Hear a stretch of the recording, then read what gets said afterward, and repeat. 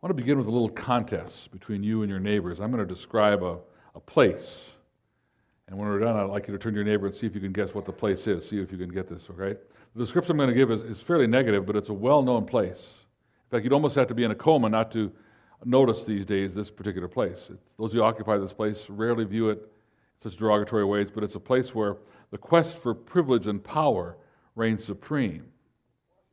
This is not the open discussion time. This is listen and then share with your neighbor, okay? That's the way it goes. Okay. Did I not say that?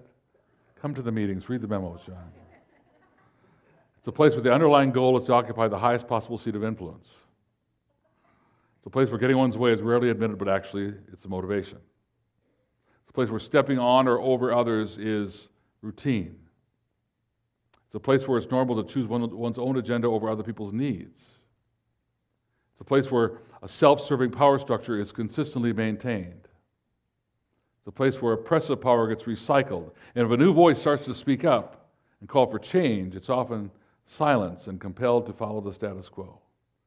It's an environment where the number one ambition is to get to a place where you get to call the shots. Tell your neighbor what you think the place is. It's not Washington. It's not the Capitol here. It's not that, whatever you said. It's not corporate headquarters. It's not Wall Street. The place I'm describing is inside you. It's inside me. It's within us, friends. It's a monster that has many names. Names like want, and need, and me, and more, and gimme, and mine, and greed, and selfishness. And it lives inside a lot of us. And it often tries to control us. Tries to control you, tries to control me. One of the most pervasive and consistent struggles in human experience is this temptation we have to serve ourselves, to look out for number one, to be our own God, to focus on our own agenda. It's affected by pride and insecurity, a sense of entitlement, and a lust for pleasure and control.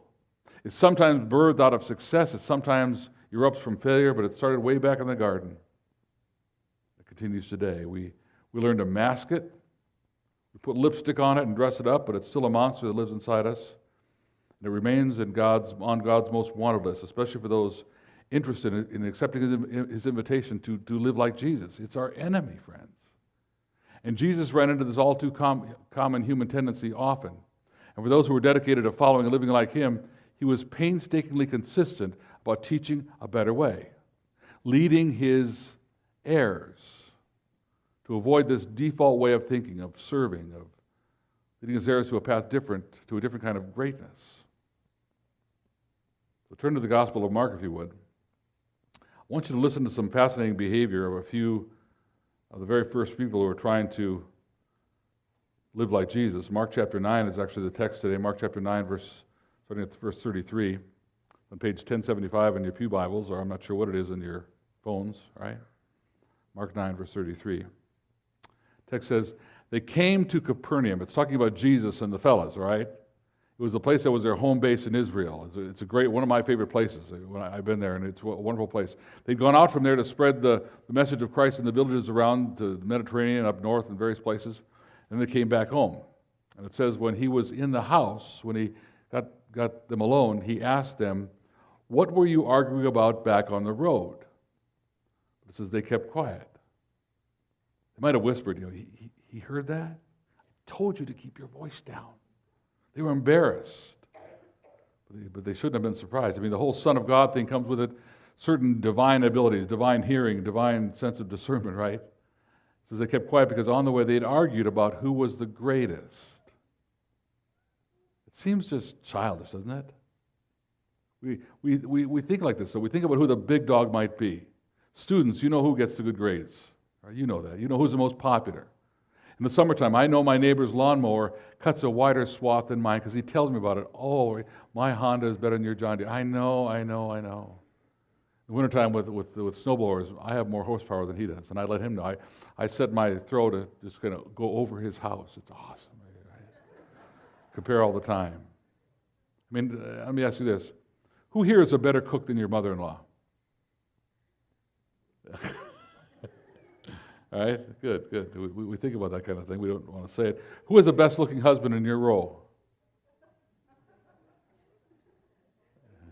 Okay.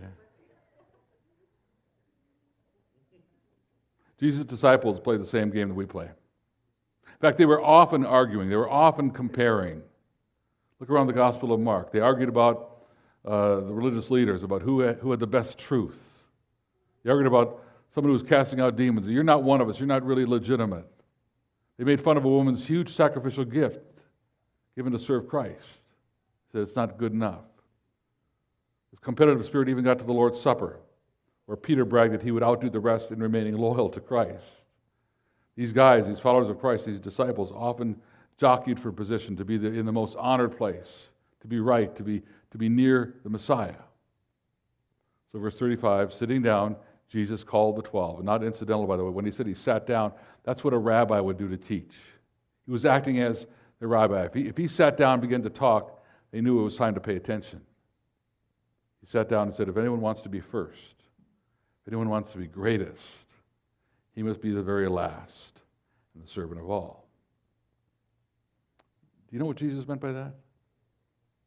We kind of do. You hang around church at all and read any of the Bible, being a servant is not a foreign concept. We may not embrace it, but we've heard of the idea. But back then, in Jesus' day, it was like he was speaking Greek to these disciples, right? It didn't make sense to them. His repeated emphasis on being a servant had zero precedence, zero respect in Jesus' day.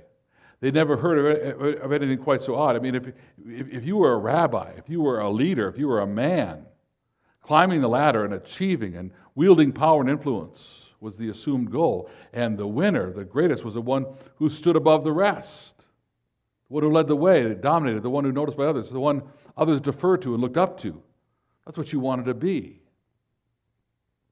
And most people would play that game. They still do. We search for an environment where we get our way, a place where we get away maybe by saying 6 simple words that reveal a heart consumed with self-importance. 6 simple words. I was looking this week for a way to illustrate these 6 words, so I Googled the 6-word phrase. I came up with a way to illustrate the point, a video that has a 6-word title. I want you to see it, so take a look at this video. Watch for the 6 words. 1 minute. 1 minute, please.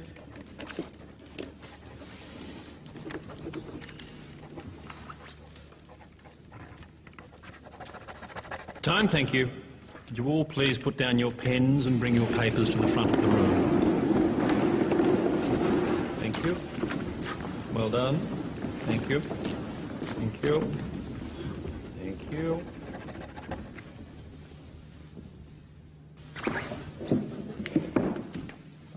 Oh, I'm sorry, you're too late.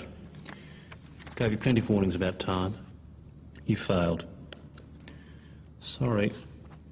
Excuse me, do you know who I am? That's the phrase.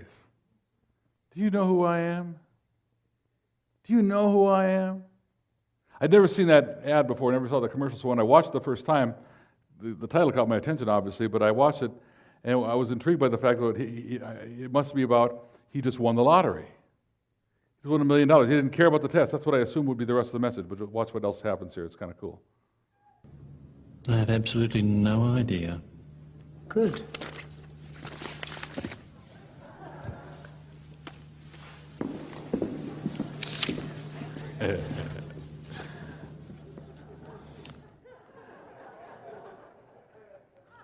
That makes no real point for my message, but I like the video.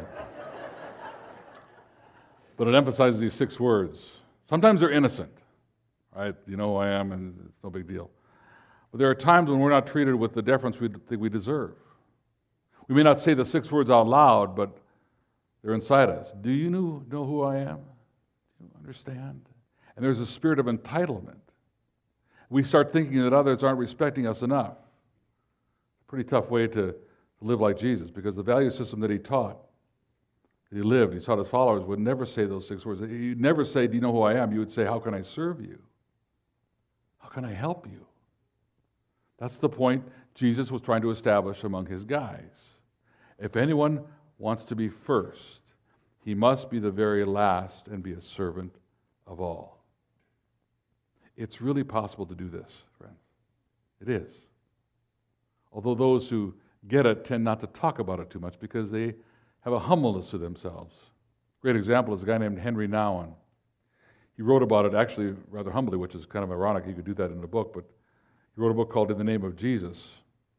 It was about his experience of moving from fame to obscurity. About 30 years ago, Henry Nouwen was a real player in the academic world. He was an instructor, a teacher, an educator at Harvard. He lectured at Notre Dame and at Yale. He authored over 40 books on spirituality. He spoke all over the place, all over the world, achieving a rather significant following. He was a big deal. In circles where Henry traveled in the Christian world, people knew who he was. He was a very important person. But fame and prominence took its toll on his heart. So he decided to put the trappings of influence and power aside, and he took on a new role. He decided to become a servant. He resigned at Harvard and took a job at a place called Daybreak in Toronto, Canada. He signed on simply to help. He wasn't the supervisor, he wasn't the director, he wasn't a spokesman. He just signed on to help. And he went from being among the best and the brightest, where words were his gift, where they were gold, to a place where words didn't matter, where his reputation didn't matter, where no one knew who he was. His new job was simply to love and care for and maintain the routine and serve these people with broken minds and broken bodies in this institution for those who were mentally challenged. He went from being a best-selling author to a place where no one read. He went from being first to last, from being served to being a servant, because he just felt called. And what he did was not for everyone, but the principle. The principle is. That's what Jesus was trying to get across to his followers in Mark chapter 9, but they didn't get it. They clearly didn't get it. When you turn to the next chapter, to Mark 10. A little while later, Jesus and his guys left the home base. They were on their way down to Jerusalem, where two of Jesus' closest friends who were on the trip, they'd been present for the Mark 9 lesson, they had a private conversation with Christ. Mark 10, verse 35 to 45. Context again, they're on the way to Jerusalem, where Jesus would step up into the role of suffering Messiah. Jesus had been talking about his impending death. He was kind of freaking out the guys. They were thinking they got chairs on the Titanic. They're worried about what their future was, but a couple of them thought maybe there was still a chance where this following Jesus thing would pay off for them. So James and John, big names, they pulled Jesus aside and made their pitch. Verse 35, they said, "Teacher, we want you to do for us whatever we ask." In other words, would you do us a favor? "What do you want me to do for you?" Jesus asked. And they replied, "Let one of us sit at your right and the other sit at your left in your glory." Timing is fascinating. And Jesus is not typically sarcastic, but this might have been the first time someone uttered the famous phrase, "Really? Really?" James and John wanted people to know who they were. They were the two of the first that Jesus had called. They wanted their importance recognized. They wanted position, they wanted honor, they wanted status. I mean, they were already two of the 12. They were very important already, but they wanted more. They wanted prominence. They wanted to be king of the hill. They wanted to be the crown prince. That's who sat next to the throne. A seat on your right would be preferred, but I'd also take the one, I just want to be up close to you, right? Verse 38, Jesus said, "You don't know what you're asking. Can you drink the cup I drink or be baptized with the baptism I'm baptized with? Do you know what's coming my way? A little thing called the cross? Do you think you could handle being on my right or my left there?" "We can," they answered. Jesus said to them, "You will drink the cup I drink and be baptized with my baptism, but to sit on my right or left is not for me to grant. Those places belong to those for whom they've been prepared." Come on, guys, come on. And then the other shoe fell, right? It says in verse 41, when the other 10 heard about this, someone overheard. Pretty juicy stuff, so the word spread to the rest of the guys, and it really hit the fan. The other 10, they became indignant with James and John. Those two had done an end run. They'd beat them to the punch. They had an edge now for the powerful spots. And jealousy created this turmoil in the ranks. So Jesus called them together again. Maybe he sat down, we don't know for sure, but once again it was time for another lesson. He said, "You know that those who are regarded as rulers of the Gentiles lord it over them, and their high officials exercise authority over them. They try to be the big deal, the big dog. You know, people who drive you crazy are the ones who obviously enjoy seats of power and prominence. You've experienced what it's like to be under someone who is self-serving. So these great words in verse 43, Jesus said, "Not so with you. Not so with you." Instead, and then here comes the lesson he taught before, the one that was so foreign to people in that day, remains foreign to our default way of thinking. Instead, whoever wants to become great among you must be your servant. Whoever wants to be first must be slave of all. For even the Son of Man did not come to be served, but to serve, and to give his life as a ransom for many. Our world is full of guys like James and John, the negative part, status seekers, and people hungry for honor and prestige, and measuring life by their achievements, by their position, always dreaming of success. That's part of the reason why true serving is so unbelievably powerful. When they see self-giving, when they see self-sacrifice, especially from people who wouldn't have to give it, they begin to wonder about the source. They begin to see Jesus in profound ways. A couple years ago, a newspaper in Birmingham, Alabama printed the editorial from a local Jewish rabbi, a guy named Jonathan Miller. I can't read the entire thing for time, but it's fascinating how this Jewish guy, he gets Jesus. How well he understands how those who know Christ are supposed to live. So let me read a bit of the article. And this is a rabbi. He said, "I've recently returned from a trip to Bangladesh with a group of prominent Christian leaders from Birmingham, Catholics and Protestants alike. As I watched, I was amazed and overjoyed to meet these people who devote themselves to their Christian faith and their service to God. I dare say that Jesus, the Jew from Nazareth, would find far more in common with these humble servants than with many of the people who make the news these days in the name of Christianity." And he goes on to get specific. He said, "The Christians in Bangladesh comprise a tiny minority in this overwhelmingly poor Muslim country, about 1/3 of 1%. Still, Christians are known to their Muslim countrymen for their service for the greater good. They build and run schools to provide a quality education for Christians and non-Christians alike. Large numbers of Muslims attend schools established and run by Roman Catholics. Even the daughter of Bangladesh's prime minister attended a Catholic school. One school had a population that was only 1% Christian, and still the school was kept open for everybody. They were just serving." And in Bangladesh, I met Dr. Les Morgan and his wife. They're Presbyterian missionaries who devoted their lives to serving the sick. Foregoing lucrative stateside medical practices, the Morgans lived among the poor, treated them as they came across them, deeply living out their faith. This lifetime of service has been a challenge for them. Occasionally they think of giving it up, but still they serve one person at a time, one patient at a time. And they never ask, "Do you believe in Jesus?" Instead they say, "What hurts? How can I help you?" The Sisters of Charity take on unwanted children. They nurse their wounds and love them for as long as they need love and protection. They don't ask, "Do you believe in Christ?" Instead, they see the face of Jesus in each child they take off the streets. So at the end here, here's my plea as a rabbi to the Christians around me. Don't tell us about your faith. We've seen the clips. Tell us how you are going to serve. If you are yourselves Christian, do what Jesus would do. Put away the rhetoric. Don't talk for Jesus. Instead, be like Jesus. Serve like Jesus. Just show us your faith.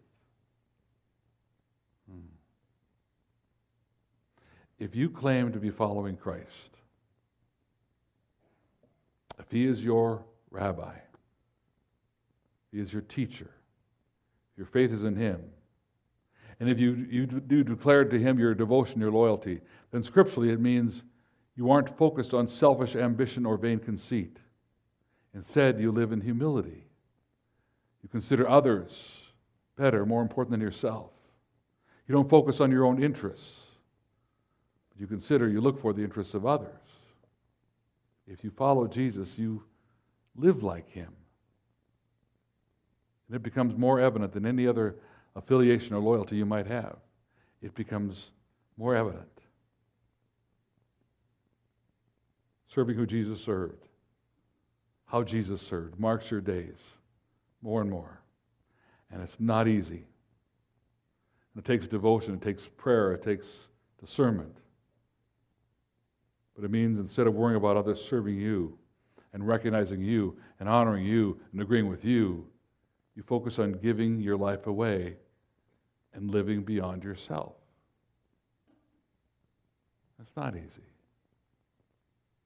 But it also doesn't have to be overwhelming. It can seem that way because we talk about guys like Henry Nouwen, who took a vow of celibacy and servanthood and poverty, lived in a home full of mentally challenged people. Or we point to examples like Mother Teresa a couple weeks ago from Calcutta, or who lived among the poor. Or we think of Billy Graham, who devoted his life to serving the spiritually lost, always maintaining a life that was without hint of scandal, so he didn't want to spoil the message of Christ. We talk about serving in places like Bangladesh. Maybe there's a Mother Teresa here, or a Henry Nouwen here, or a Billy Graham sitting among us. But most of us aren't called to that. On the other hand, there are people here meant to serve. Maybe in other parts of the world where God is leading us as a church, maybe like Romania. But one way or another, it's likely God's just fine with us living in Mandan or Bismarck or Lincoln or Wilton or New Salem. He's fine with us being in our jobs, having status. He's fine with our titles and our possessions. He just wants to make sure he has our heads, our hands, and our hearts. One of the best ways to establish that is to be sure we regularly give ourselves to a cause greater than his, that we serve. That's one of the reasons behind his church, to place us in a community where we take some of what he's placed within us and we give it back. Those who serve that way know that every ability they have comes from the Father. He gave you the intellectual ability to earn degrees and establish your profession. He gave you the physical ability to use your hands, strategic ability to do your job. Every ability we have is from him. And sometimes those abilities take us to very high heights. Sometimes we're just south of average, maybe, but all of us, we're called to take some of what he's given us and give it away and serve. I saw something very cool when our boys were young that just kind of stays with me to this day, from when they played Little League Baseball. Requirements to be in the Little League Baseball league of our city was they had to pay the registration fee, had to buy the shoes and the gloves and so. Players had to show up to practices and games, follow the rules, and a big one, if you had a kid in Little League, every parent had to serve somewhere. Every parent, no exception.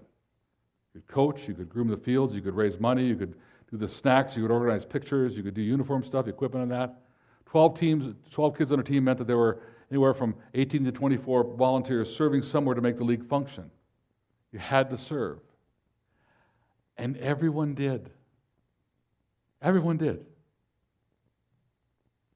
The heart of God for anyone following Christ, they become part of a local church, a place to be in community, to have corporate worship, to grow together, to encourage one another, a place to serve.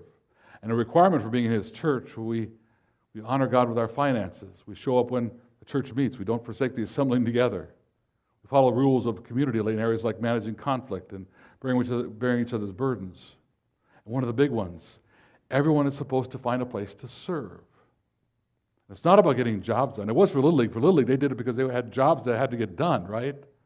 That was their motivation. But serving in Jesus' church is a means of serving his agenda.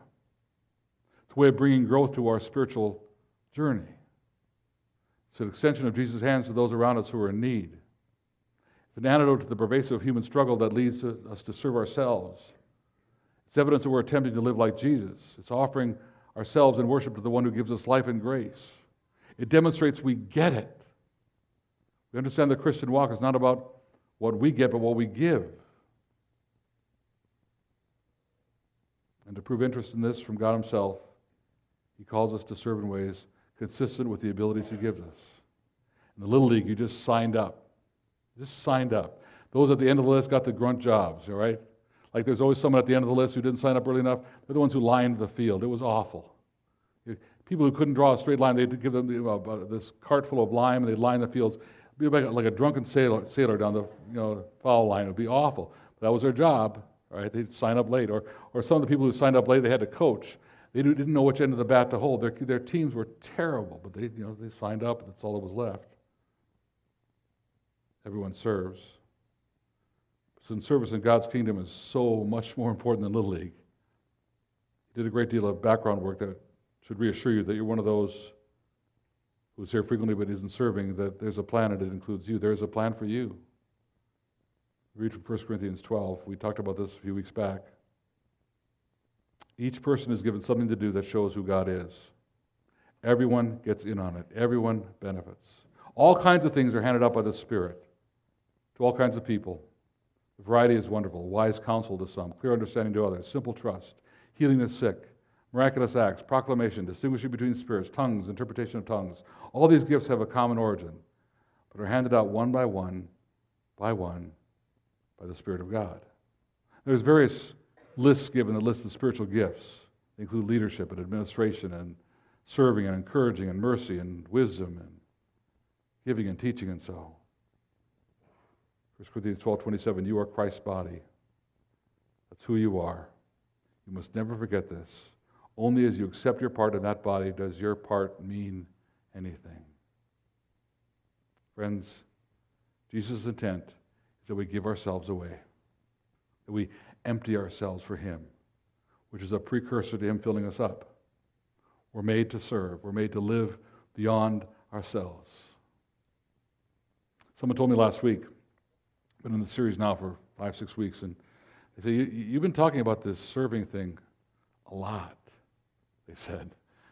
And I think what they meant was they wanted me to move on, share something, new.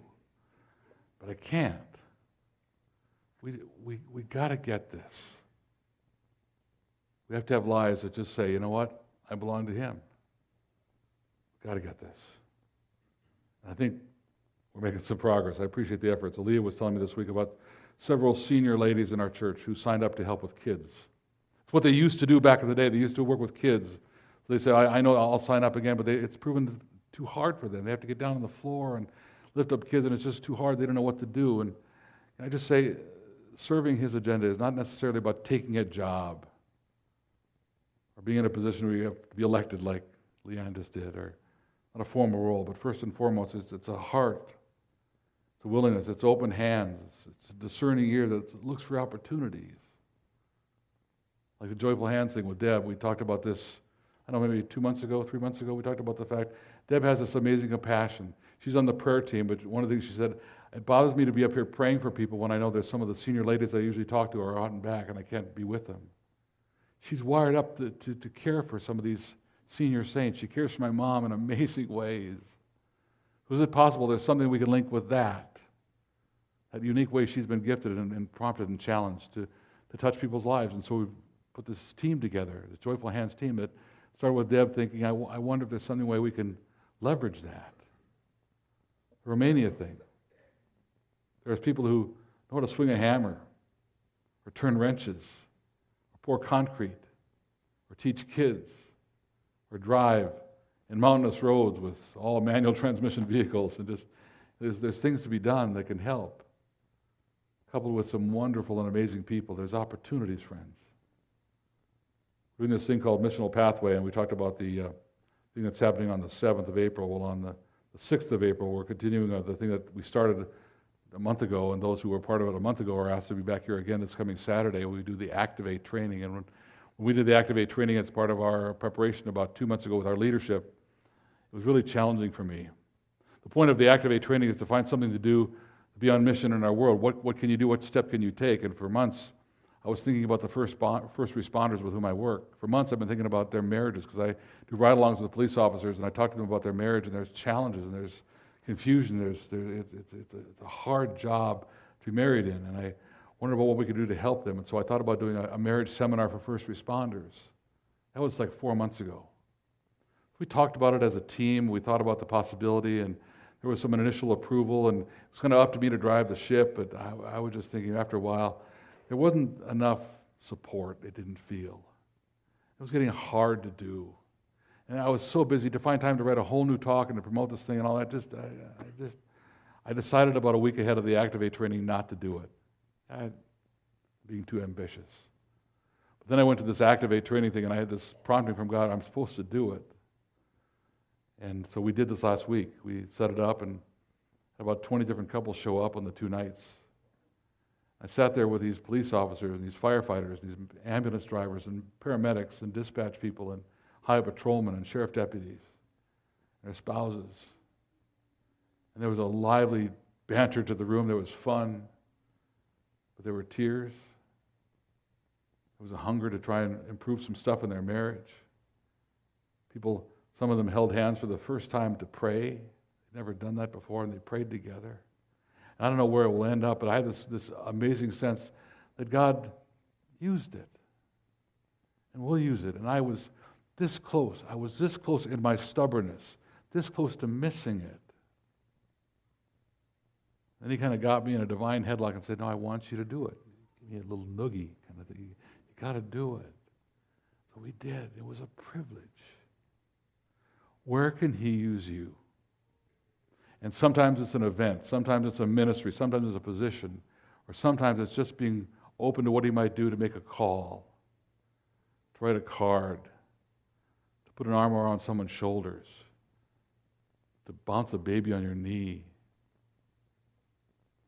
to engage in friendship, to reach out, to give, to care, to serve. I want to encourage you. We've been encouraging you this entire series.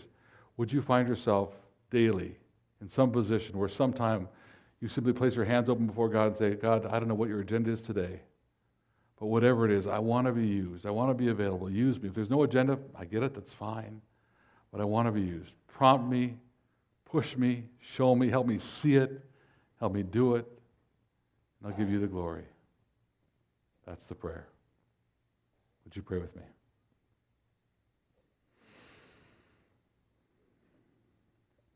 Heavenly Father, would you by your Spirit show me where I'm living for me alone.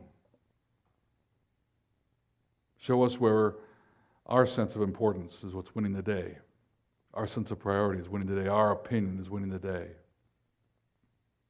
And cause us to submit to you. We're all called to give our lives away. We're called to serve. I'm so grateful you did that for us, Christ.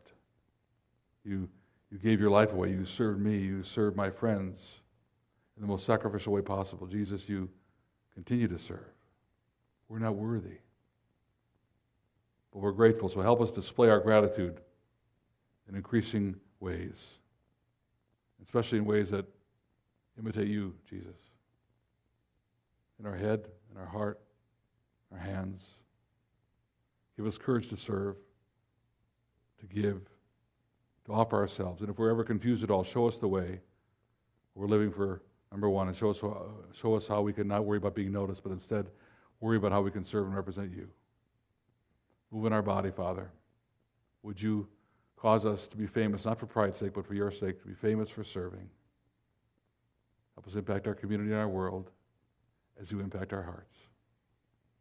Now dismiss us with your grace. Give us capacity as we walk out these doors, walk through these hallways to represent you.